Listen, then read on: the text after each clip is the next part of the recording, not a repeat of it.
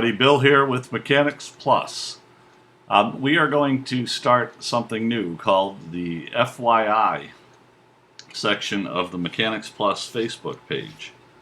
So I'm going to post these random different things that are on a vehicle and how they work and why things happen the way they do. But if you have a question about something you're trying to understand that you never understood, that you've always wanted to understand, just call me at 321-303-9198 and I'll do my best to post a video to help you understand what it is you're wondering.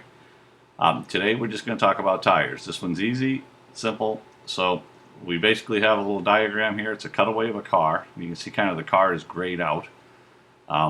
And we have a steering shaft which comes from the steering wheel up here down to the steering rack and pinion system, to the tie rod end that taps into the steering knuckle.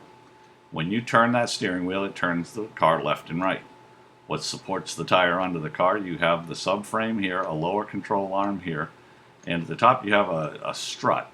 Now this strut is the culprit for cupped tires. And that's what a lot of people get, is cupped tires. When the strut starts to wear out, the tire bounces too much after you hit a bump, and as it bounces down the road it puts little marks in it. So we're going to start out with an overinflated tire. When your tire is worn out in the middle, you can watch right here, this tire is going to fill up with air to the point where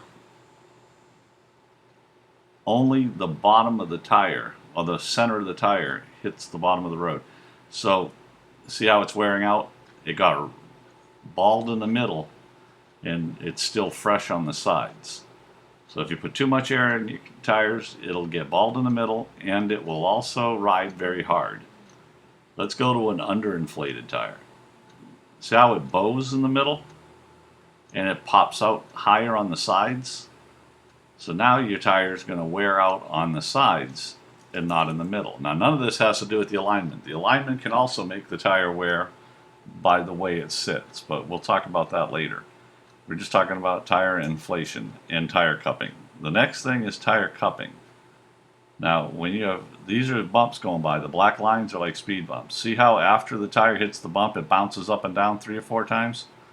Well, when it does that, it puts these bald spots in a pattern around the outside of the tire, and sometimes on the inside of the tire, mostly on the outside, that makes a noise when you drive down the street with a cupped tire. Since the tire is only hitting a certain amount of rubber, it makes a humming noise. So you develop a noise, you develop a little thump when you feel it in the steering wheel, and it also will wear the tires out faster. So this basically is, now I'll shut that off here, that's back to normal again. It's a real simple procedure. Just keep your tires inflated. At Mechanics Plus, when you change your oil, we check your tire pressure, rotate your tires, check the condition, and make sure they're in the right spots, the safest spot for you. This is Bill Allen with Mechanics Plus. If you have any questions, don't hesitate to call. My cell is 321-303-9198. Now the thing that I didn't mention that I was reluctant, I should have, on the tire cupping, it happens when this strut right here is weak. So with a weak strut, the tire won't recover as fast. It'll bounce up and down. With a good strut, when it hits that bump, it'll just absorb it and hit right back on the road again.